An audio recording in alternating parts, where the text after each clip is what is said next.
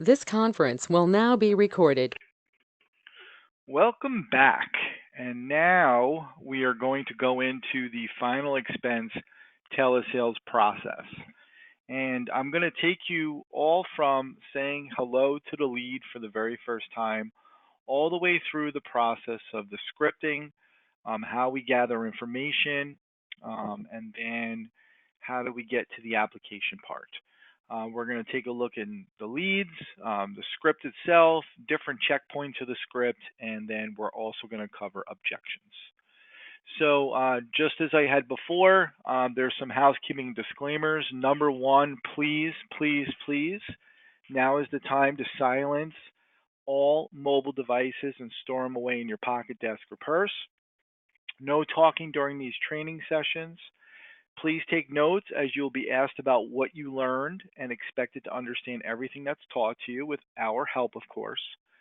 Write down any specific questions you have. They will all be addressed. We will have our first Q&A at the end of this module. And then also, as I said before, we have created an open discussion environment. If you feel that at any given time you can add some value to any of our training, or you want to share some real life experience, we welcome it with open arms. Please do so during the question and answer sessions. So, first thing we're going to cover is what about the leads? How are the leads derived? Who are they? What are they? What are we asking them before they get to you? And it's very important for you to know that. First and foremost, these are people who at some point in time, whether recently or the near past, have expressed an interest about life insurance. That expressed interest can have come from many different varieties. It could have come from the internet. It could have come from Facebook campaigns that were run. It could have come from surveys. It could have come from incentivized marketing. Very different points of contact where we would garner and gain the interest. We make sure that we follow both the TCPA and DNC and make sure that we're very compliant in that area. We are targeting people between the ages of 50 and 80 with household incomes under 400% of the federal poverty level. In case you're wondering what the FPL is, it's $12,490 per one member household. So we're targeting household incomes based upon 400% of the FPL or less. They are vetted for having a checking account at a bank. They have been asked whether or not they have had a heart attack, stroke, or a cancer diagnosis in the past 2 years. They must say no. They are vetted on not using current oxygen to breathe, nor have they been told that their kidneys are failing. For this, we're trying to filter out people on oxygen and people that are on kidney dialysis. They have named a beneficiary, usually their son, their daughter, their wife, relative of some sort. They are asked if they want a quote for $5, $10, or $20,000 or more. And more importantly, they are asked, would they like to speak to an agent right now to get a quote? So I'm going to go through this real quick. People who have expressed interest about life insurance, targeting ages 50 to 80 with household incomes under 400% of the federal poverty level, vetted for having a checking account. They have said no to the question, have you been diagnosed with cancer in the past 2 years or suffered a heart attack or a stroke in the past 2 years? They have answered no when they're asked, are you using oxygen to breathe, or have you been told that your kidneys are failing? In many cases, they have named a beneficiary. If they do not name a beneficiary, it does not mean the lead will pass. The lead will still pass on. They're asked if they want a quote for 5, 10, or 20,000. If they say they're not sure, the lead will still be passed on. And then finally, would they like to speak to an agent right now to get a quote? We do use the word free to get a free quote, and the answer must be yes, and it gets passed on over to you. When you receive the lead, we have an opening that we want you to follow on the script, and it goes like this. It goes, hello, John. My name is Joe, and before we begin, I want to let you know that it takes us about 7 to 10 minutes to work up a personalized quote for you. I want to make sure you have this time to speak with me now. The reason we're asking this question is because if some of these folks are driving in their car, if they're out shopping, they're over a friend's house, we want them to be home where they can listen and have dialogue, but ultimately make a decision. So we ask them in the beginning of the call whether or not they have that 7 to 10 minutes. Most of the people are going to say yes because most of the people we're calling are going to be home. But in that rare instance where the person doesn't say yes, I don't have that 7 to 10 minutes. What we want you to do is we want you to schedule a callback, but it's very important you grab all of their contact information, such as their mobile number, their home number, their email. You might want to ask a little bit about their schedule. I always ask whether or not they can send and receive text messages, if they have Facebook, basically everything that you could think of to get a point of contact. And then what we suggest is that you send them a text message and you ask them to reply. Fact of the matter is, you're out shopping, somebody calls you on the phone, they ask you if you have 10 minutes to talk, you say no, they say when, you say how about Tuesday at 4, and then you say great, they're never going to remember Tuesday at 4. It's forgotten. So you need to make an impact on some level to some degree to get them to remember you. And I'm a big component of gathering information. So you ask them if they have 7 to 10 minutes. Now they have said yes. And you want to start to fill out this form here. We give you this form. If you go ahead and pull it out, it's in your binder. You're going to have ample amounts of the forms. And this is where you're going to start to populate the information, okay? Right up here. You're going to start by asking them what their name is, if you didn't know it already, their address, city, state, and zip. I'm a big component of gathering a zip code. You absolutely want to ask both their date of birth and age. Even if you have one, you want to ask the other. Start with the date of birth. You can always calculate the age. The reason you want to ask for both is because it's not that people will purposely give you the wrong age. It's just that the older that we get, we tend to be a bit more forgetful. And sometimes we might make ourselves a year older than what we actually are.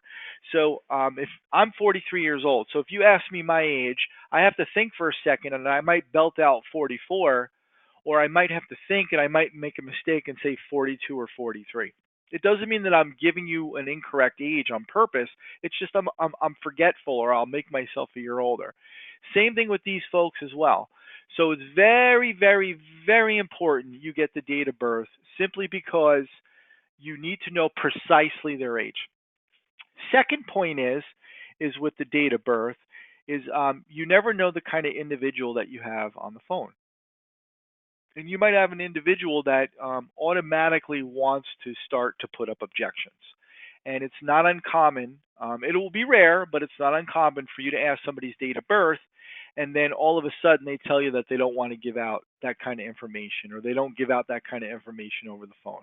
And if somebody's unwilling to give their birthday early on in the conversation, the odds of them at the end giving you a routing and account number to pay for insurance is very slim. So another good reason we ask about date of birth. Tobacco usage, very important. You want to know precisely what they use if they say yes to that question. Why? Because cigarettes are treated differently than if it's chew. We have some carriers that treat chewing tobacco as non-tobacco. And most of our carriers will treat cigarettes as tobacco. So it's very important you ask what kind and how often used. Okay. The other question you want to ask them is if they're single, married, divorced, or widowed. I added in a new one, separated. You don't have to ask this if you don't want to. The reason we ask if they're single, married, divorced, and widowed is because early on in the conversation, we get an idea of who we're talking with. Obviously, if the person says they're married, I instantaneously want to know about the spouse in the house, first and foremost. If they're divorced, okay, then I want to talk a little bit about whether or not the divorce is recent or whether they've been divorced for a gabillion years. If they're single, if they tell me they're single, now I know the beneficiary is more likely going to be a child or a grandchild. And then if they're widowed, and I know this may sound a little brass, but if they're widowed, they know precisely what it feels like when somebody that they were at one time financially dependent on or co-financially dependent on, or the other individual is financially dependent on them, but they know exactly what it's like when the death of a loved one happens, and they know exactly how the pricing goes. So I would know if somebody's a widow, I would know instantaneously how I'm going to run and lead the conversation because they can pull their real life experiences. Separated is a new one we added simply because a lot of times people separate but they cohabit. You want to kind of dig into a little bit about that one if they do answer the separate. Again, I want to remind you that the sheet we have over here, the questions that we ask kind of flow. You want to know their height and their weight, okay? And the way that we ask the height and the weight is more of an elegant kind of way. The first question I'll ask is, how tall does it say you are on your driver's license? Reason being is that if we're ever on the cusp of somebody's height and weight on a height and weight chart, we'll always have the driver's license to use as a form of proof if need be. The second question you want to ask about weight is you want to be real careful who you're speaking to. Typically with females and males. Males, I mean, they don't care. You ask them what their weight is, and they'll tell you. But with women, it's a bit more of an intimate question. And for some women, they're comfortable sharing that with you. For other women, they're not. We want to be extremely sensitive to the best of our ability. So a sensitive way to ask would be, the last time you stepped on a scale, what did it say? So I'll repeat that. How tall does it say you are on your driver's license? The last time you stepped on a scale, what does it say? Okay. And then the other question you want to ask is whether they're working, retired, or disabled. Okay, working, retired, or disabled. And the reason we ask that is if they answer to you that they're disabled, you're going to want to know what the reason of their disability is. Because the reason that they're disabled could either be a yay or nay for life insurance. If they're disabled because they suffered from depression, some of our carriers will be very okay with that, and some of our carriers won't. If they're disabled because they broke their leg and their leg never mended and they had a job where they had to stand all day, we wouldn't be too overly concerned about that. So it really depends on the reason they were disabled. And then working and retired, you know that if the people are retired, more than likely they are on a fixed income. So things that you want to always keep in the back of your mind. And then the other question, and we get really deep into the medical part of what we do in terms of their conditions and whatnot later on in the conversation. But what you want to do is you want to save yourself a little bit of time. Yes, our leads are going to be vetted for cancer, heart attack, and stroke. But no, that doesn't mean that every single solitary lead that comes through will answer these questions correctly. So there will be some leads that will come through the filters that may have a yes to any of these questions. And then secondly, when we get into the underwriting part of what we do, you want to be able to understand somebody's health. So sometimes multiple conditions can lead to a decline with some of our carriers sometimes. So we want to ask right out of the starting gate these tough, hard questions because it'll save us a lot of time. So I would always ask, have you ever been diagnosed with cancer? Have you ever had a heart attack? Have you ever had a stroke? Have you ever had kidney disease? Are you currently using oxygen to breathe? Even though they're filtered for this, Have you ever used a nitro? A nitro is for people with angina. It slows down their heart if their heart flutters. And then, do you use narcotic medication? A better way to ask that question is, are you currently on pain medication? And we'll get into pain medication a little bit later, but you definitely want to know this early on in the conversation. Going back to the cheat sheet, here's your heart conditions here. Kind of laid them all out there. Here's your cancer, okay? Kidney issues, stroke, okay, for the most part. So as you're asking them these things, have you ever had a heart attack? No. Have you ever had heart stents put in? No. You can go ahead and cross this out on the sheet because this sheet is what you're going to do or use to gather everybody's information, especially when you go to application. If they told you that they never had a stroke before, you can go ahead and cross out all the stroke parts. If they tell you they don't have any kidney issues, you can go ahead and cross that out. Okay. If they tell you that um, they never had cancer before, you can go ahead and cross that out.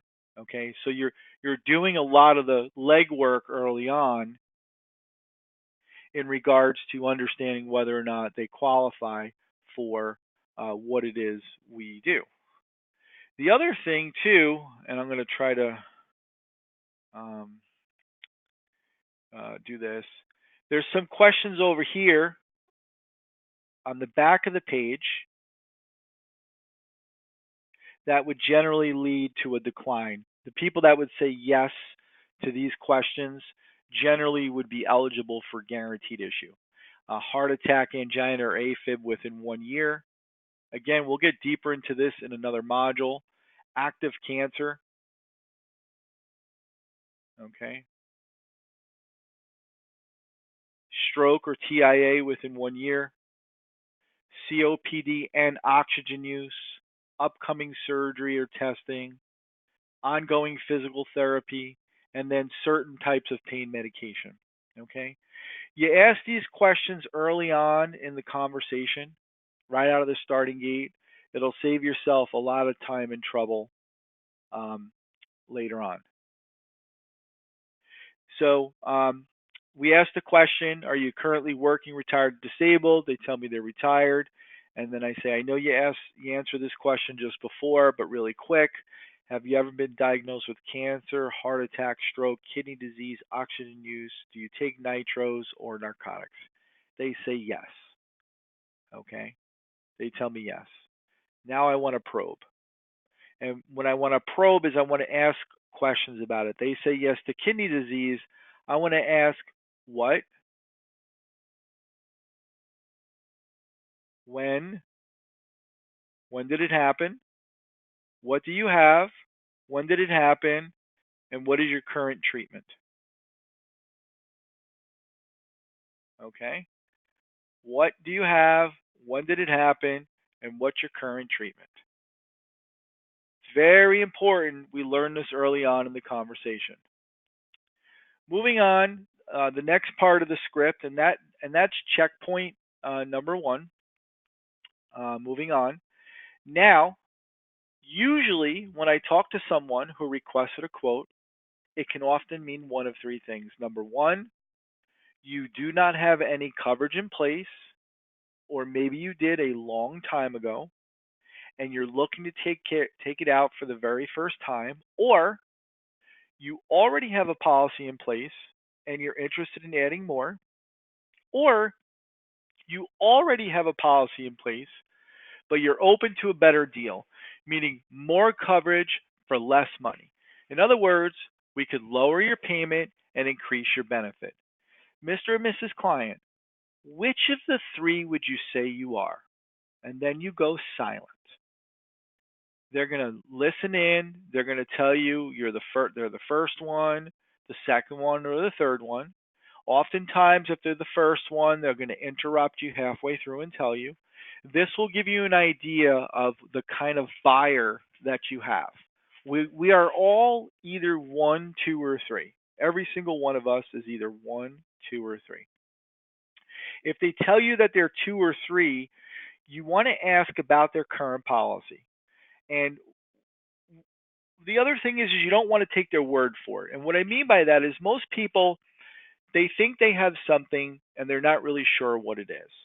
So later on in the course of the presentation with the client on the phone, if they said that they're number three, we're going to have to do a three-way call to the carrier to get their accurate information.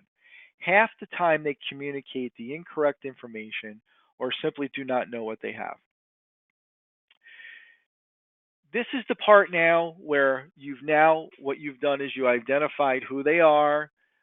You've got a commitment from them to talk to you for about 7 to 10 or so minutes.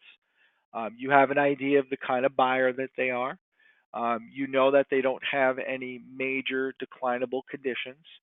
So now we need to establish the need. This is in my opinion, one of the most important parts of the phone call. And this is where your personality really needs to come out. We've generated about a dozen or so questions you can ask to try to stimulate conversation with the prospect to establishing the need. But if they don't really feel that they need insurance, or if you don't help them establish the need, then they're not going to buy. And the other thing is this is where trust is going to begin. This is where the person is going to start to believe and trust in you. So some of the questions you might want to go with is, do you have a desire to be cremated or a full casket burial? Do you want to leave something behind to your children, your grandchildren, whoever they named as their beneficiary? Who is your beneficiary? You told me your beneficiary is John. Is there going to be other beneficiaries? Do you know how much a burial or cremation will cost? Do you know how much you think you'll need? How did you arrive at this number? They come to you as a lead and they want $20,000 of coverage. How did they arrive at that number? Did they ever have to pay for one for themselves? Do they know anyone that had to pay for one before? Do you know of anyone that died and didn't have life insurance? How did that impact their family? Or how did it impact the prospect's family if it happened to them? Do you recall how much that costs? Very important to know earlier on if this person was a widow, because you can ask about that experience. So when your spouse passed away, how were those finances handled? What did you have to go through? And it gets them to start to think about that, and it gets them to start to understand that this is a real thing. The next thing you want to do, especially if they're married, you want to ask them if anybody in the house helps them make a decision. If they're married, you absolutely do not want to quote them. And we're not near the part where you would quote. We're not at that stage just yet. But you absolutely do not want to quote a spouse unless you have the opportunity to speak with both of them. Reason being is if you quote just one spouse and the other one is not there, and they have to go talk to the spouse, because they all do. I can tell you 99 out of 100 times the other spouse, if they were not part of the conversation, will immediately say no. It'll be a complete waste of your time. So absolutely do not quote if they have to consult a spouse. But what we do teach you is to gather all the health and medical information to determine whether or not we can even help them. But absolutely do not quote until there's a spouse in the house. You're now coming up to a second checkpoint. So the first checkpoint that you get through is what type of buyer are they? They never took a policy out before. They have one, they want to add some more, or they have one and they're open to a better solution than what they have. Now we're moving on to what I would consider a very important stage of the conversation. And by this time, you have invested approximately 7 to 10 minutes in the conversation. You have identified whether or not they qualify for first day coverage or GI, and that will kind of give you kind of a navigation for the conversation after this point. You've identified whether or not they are buying a policy for the first time or adding to what they already have. And more importantly, you have now established the need. Why do they want to buy a policy? Why do they need one? So you've gotten through a checkpoint. Now we're moving on to a second one. And what you're going to do at this point in time is you're going to ask them to go grab a pen and piece of paper. Great. Now that I know a little bit about you, it's time you know who I am. Go grab a pen and a paper so that you can write down the complete spelling of my name. So you wait for them to come back, and then you say, "My name is Joe." It's spelled Joe. And in case we get disconnected, my phone number is, and you give them the number that the office provides to you. And before you ask, because everyone always does, I'm in the great state of Florida. However, I have been given the privilege to help folks in the state that they reside in make important life and health insurance decisions. My national producer number is 1234567. Please write that down. It's there if you need it, but I hope you never have to use it because if you did, it means I did something bad. I haven't up until this point, and Mrs. Jones, I'm certainly not going to start with you today. Now that you know who I am and where I work, I want to make sure you're comfortable working with me over the phone. If we can help you out today, and if it makes sense to work together, are you comfortable with working with me so far away?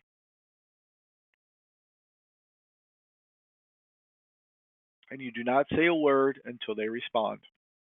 They will give you one of two answers. 99% of the time, they will tell you, not a problem, that's okay. 1% of the time, they'll give you some pushback and tell you that they don't like to do business over the phone.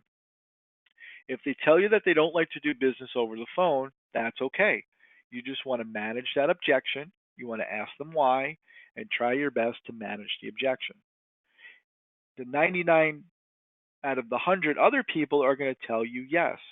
You've now gotten through a very important checkpoint because when we get to the end and it's time to do the application, they cannot tell you that they don't like to do business over the phone because they just gave you permission to work with you being so far away.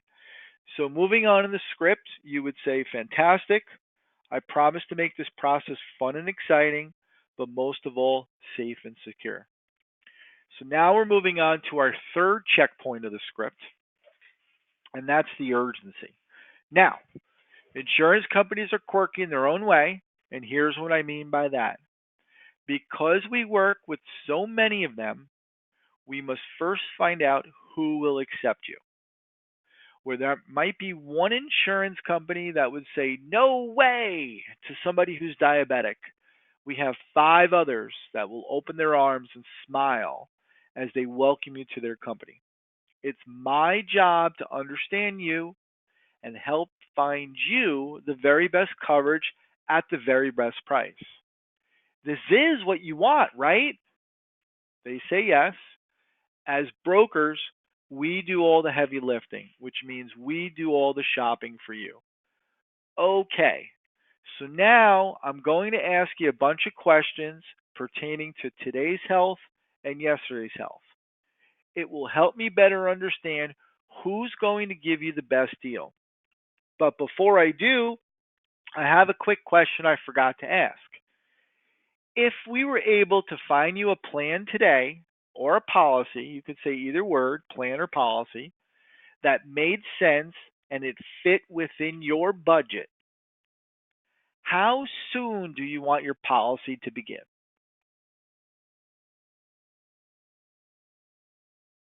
Then you don't say a word until they answer. You're going to get one of 3 answers. You're either going to get right away, you're going to get something like, "I can't start that to the 3rd. It has to be next month. It's got to be when I get my next check, which is the 4th Wednesday of the month. It's got to be in 3 weeks. It's got to be tomorrow." And then there's the third response, which is any other response other than right away or very soon. The first part, right away, is obvious. Great. I'll make a note of this, and I will certainly try my hardest to find you a policy you can qualify for and that the benefits will begin immediately. Okay? If they give you an answer next week, next month, the third Wednesday, the second Wednesday, great. The best part is if I can get you approved for a policy, you do not have to put any money down to get started. But first, let's see what you qualify for, okay? And then any other response, this is where you got to manage the objection. May I ask why you want your policy to start in September or to start 4 months from now? And then you want to listen in and you want to try your best to manage the objection and decide if it's worth continuing. By the time you got to this point of the conversation, you've invested approximately 15 minutes. You're 15 minutes in. At this point, at checkpoint number 3, you know that they're going to do business with you over the phone. You know that they're more than likely going to be somewhat of an approval, at least from a first glance, and that you also know that they have told you that they're going to want to start the policy soon. And if they gave you a date like next week or next month or the third Wednesday, now you have an idea on when they get their check and that the fact that they're on a fixed income. Very, very important you get past this checkpoint. Now we move over to doing the medical intake. And I'm going to really touch on this very, very lightly. We're going to go over this in greater detail in training session number 3, which is right after this one. But going back to the intake form, we make it really easy for you because we've listed out all the major conditions that we would want you to ask the person about. And then we want you to ask them about all their medical conditions, and we make it very easy for you to capture their information when asking their prescription drugs. So again, I'll go over this in module number 3 in greater detail, but it's at this stage in the conversation you want to pull this sheet back out and you want to start recording the answers to all the medical questions that you didn't cross out from the earlier part of the presentation. The main thing that we really focus on is going to be the medications, when they were first prescribed and why they take it. But again, we're going to go over this in much more detail in the third session. So you've gotten to the point, and again, you will be properly trained on how to underwrite these cases, but you've gotten to the point where you've found an insurance carrier for them, and you've identified a pricing structure for them based upon their need, based upon their income, based upon their affordability, based upon dialogue you've had with them. And we move on to the other part of the script where we want to set up the sale.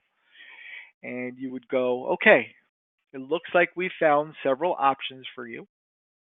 Can you grab that pen and paper I had you find earlier? And before I begin, I also wanted to address that the rates are filed with the state. And what this means is the prices are the same no matter where you go, whether you work with me, whether you call up the guy or gal down the street, or you call the insurance company directly, you will pay exactly the same. None of us have the power to discount what's filed with the state. Does this make sense? Okay, wonderful. We've broken down the options into 3 levels: gold, silver, and bronze. Before I have you write these down, I wanted to go over a few points with you. For one, all the plans we discussed today are whole life cash building policies. Do you know what that means? And then you want to pause to see if they know. It means they will cover you for your entire life until you pass away or until you reach age 100. And the price I quote today will never increase if you are approved. More importantly, and this is very important, if we can get you approved for coverage, your benefits can begin immediately. This means no waiting period. I know a lot of other agents probably have tried to sell you something. You had to wait 2 years to pay out, correct? Not today. Day one, $1 coverage is in effect. This is not like the TV commercials you see on TV. Those policies expire. These policies never expire.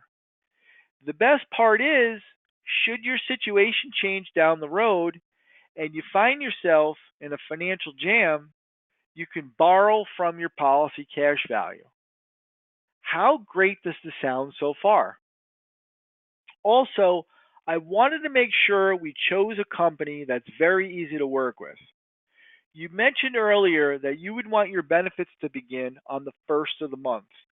So I will make sure we work with a company that will not ask for the first payment until the first of next month. Okay? Okay, here we go. So it's at this point, when you get to this point of the conversation, and again, this will be addressed in the next module of underwriting, you would have already identified a gold level, a silver level, and a bronze level. It's just a pricing platform for them to help them make a decision. So I'm just going to give some examples. Okay, Mr. and Mrs. Klein, and I want everybody to write this down as I'm doing it. Everybody in the room in the training session, I'm going to read it exactly as it's going to be presented, and I want you all to write it down. Okay, Mrs. Jones, here we go. Grab that pen, get ready to write this down. For the gold level, we have $12,000 for $60.25 a month. That's $12,000 for $60.25 a month. For the silver level, we have $10,000 for $50.10 a month.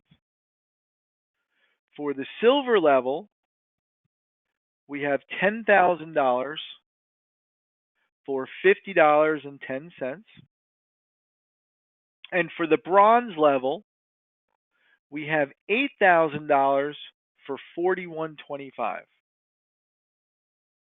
That's bronze, $8,000 for $41.25. And you know, I'm also going to provide you the platinum. Not because I'm promoting one or the other. Rather, I didn't want you to be deprived of having it as an option. So the platinum level is $15,000, and that's going to be $74.56. That's $15,000 for $74.56.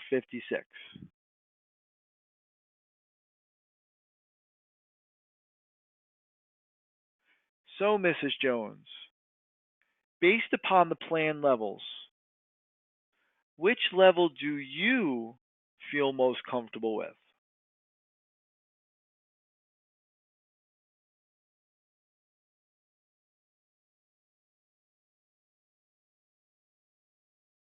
And you don't say a word until they respond. I don't care how long it takes. Whatever they respond with, if they respond with a metallic level, bronze, silver, gold, or platinum, you immediately say, great, I was thinking the exact same thing. If they do not respond with a metallic level, it means that it's a problem with the price. So I'll repeat, whatever metallic level they answer with, you immediately say, great, I was thinking the exact same thing. If the next thing they say is not gold, silver, bronze, or platinum, you got a problem with price. So we'll cover this when we go over objections, but what you have to do at this point is you have to go back around and you have to requote them. The bronze becomes the new silver, and you got to rework. I'm sorry, the bronze becomes the new gold, and you got to go back and we rework the pricing. So as soon as they say silver, great, I was thinking the exact same thing. Now we assume the sale. The application process is actually quite simple. I have to gather just a bit more information. Then I have to go over a few questions that are listed on the application, and then together we call into the underwriting department to complete a health interview. This interview will go very fast and should last about 5 to 7 minutes. The process is put in place to make sure of two things. Number one, to make sure you are telling the truth, and number two, to make sure I am telling the truth. Please go grab that piece of paper and pen again. I have to give you some more important information. The name of the insurance company you have selected is called. They are an A-rated company based out of wherever the insurance company is from, and they've been in business since whatever year they commenced. That's over 55 years. We have a long-standing relationship with them and have many happy policyholders. It is very important to know that I will be your agent going forward. Any questions ever, I want you to always call me first. I promise to always take your call if you promise to always call me. Mrs. Jones, do you agree to always call me no matter what? Thank you. It's going to be a privilege serving you and your family. So let me start with the first question. How do you normally title their policies? And then you proceed into gathering the information that is needed to do a policy. I did not go over the little area here where you can write down the gold, silver, and bronze quotes for them. And then over here is where you would start to gather the application questions. And we kind of put them in succession in this order on purpose. You would ask their mailing address, city, state, and zip, email if you didn't already have it, beneficiary name if you obviously you should have. You're going to want their date of birth, their relationship. We always recommend you try to get their phone number too, because that's a good way to get referrals. We'll teach that to you at a later module. You need to know what city and state they were born in, the name of their physician, very important. You Google the name of their physician. Make sure you get the spelling right. You need the address, city, state, and zip, phone number, the last time they saw the physician and why. Driver's license, social security number, bank name, routing and account number, first payment draft date, ongoing draft date. Now, this is the information you need. Most people will easily give you this information here. It's not too invasive. Over here, very invasive. So if you've never asked for this type of information over the phone before, we're going to have to do some sensitivity training on how to best ask this information. But we do have a bit of a break that we're going to do right now. And then we're going to dive into the objections that you would get at the different various stages of it. So at this point in time, I'm going to ask everyone to take a break for 10 minutes. Please take a mark on your watch, and please be back punctually in 10 minutes so that we may start the next module.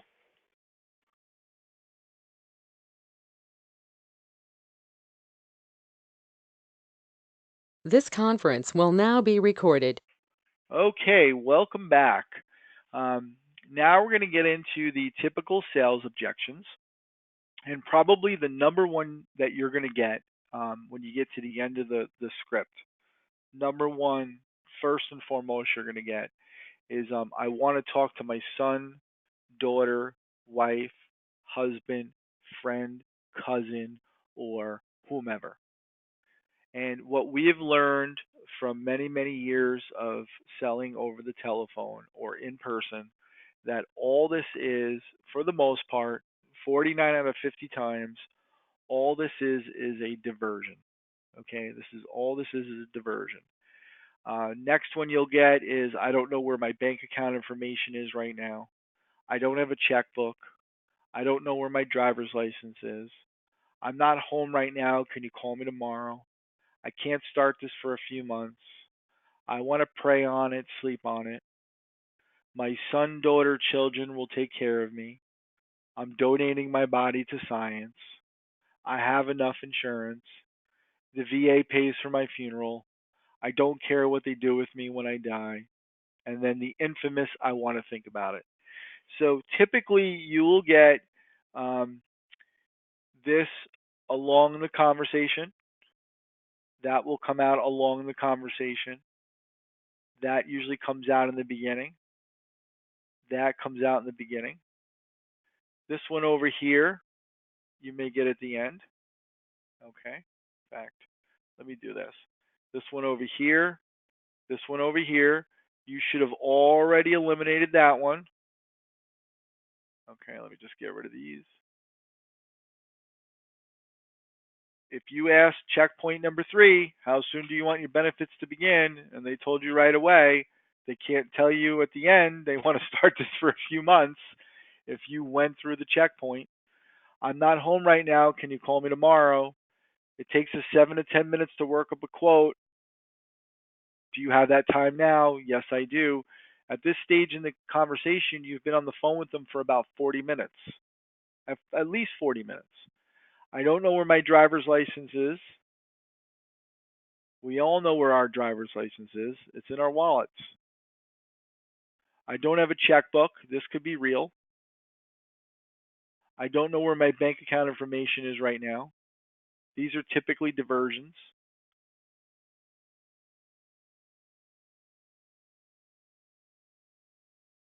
And then I want to talk to my son, daughter, wife, husband, friend, or cousin.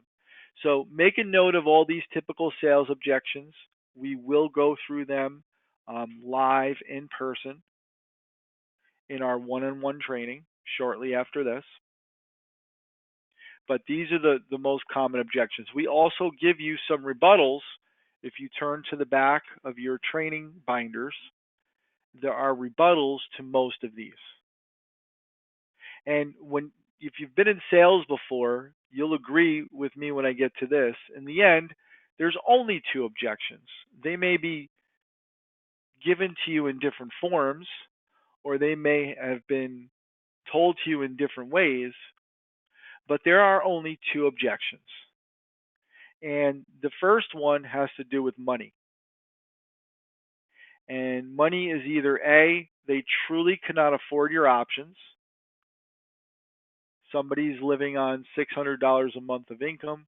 They absolutely know they need life insurance, but they positively don't have the money for it. It's just not there. Every dollar is accounted for up until the last penny. They truly cannot afford it. And it's your job to try to find these people early on and eliminate them from your process. Terminate the call as quickly as possible once you find out that they truly, genuinely, absolutely, positively cannot afford life insurance. There's just no money there. When you get to the end of a presentation and they don't buy, and the reason's money, it's more often this one here or it's this one here. The price too high will come out soon. Once you give them the quotes, gold, silver, bronze, if they do not give you a metallic answer, it is going to be price, wholeheartedly price. The second reason people don't buy is trust. And trust can come in different forms. Number one, they just don't believe you. Maybe you gave them a quote that was $25 less than 4 other agents did because you're better at what you do. I like to believe we're better at what we do than the other people. So they just don't believe you. Perhaps they're not convinced you're giving them the best deal. Or probably the biggest reason is they're afraid you might scam them. It's your job as a salesperson working with these different objections that you receive, and there's quite a few. They all take on different ways. Okay. This one is trust and money. It could be either or. This is money, money, trust. So either or. It's your job to try to determine what it is. Now there's a good way you can try to find out. You can try to manage the objection, and we'll go through more role play when we do one-on-one training right after this. But one of the things I like to say is, Mr. and Mrs. Client, before I let you go, do you mind if I just ask you just three more questions? Only three. They'll say yes. Okay. First question is do you feel the $12,000 in coverage that you chose is exactly the amount of coverage that you're looking for and that you need? Do you feel that the coverage amount is right? Yes. Okay, great. Mr. and Mrs. Client, the $60.25 I quoted you, do you feel that that fits within your budget? Do you feel that $60 is not outrageous and manageable for $12,000 of coverage? They'll say yes. Say okay. And number three, Mr. and Mrs. Jones, you and I have been on the phone for about 45 minutes. Do you feel that you can trust me? Do you feel that on this phone call that I'm the type of person that you can trust and work with? Do you like me, Mrs. Jones? Yeah, Joe, of course I like you. Absolutely. So the benefit is right, you're comfortable with the price, and you like me. So, Mr. and Mrs. Jones, what is preventing you from moving forward right now? It's not the amount of coverage, it's not the price, and it's not me because you just said you like me and trust me. What's holding you back from moving forward? And then you might get the real reason. They might tell you, or they might say, you know what, you're right. Let's get this buttoned up. Let's get this done. And then you go right back into, how do you normally title your policies? So at this point, knowing that there's only two objections, money and trust, it's your job to determine which is which. So at this point in time, we're going to take another break. And then when we return to the training room again, we're going to have our first series of questions and answers. So we'll see you when you get back. Again, please be punctual and mind the time.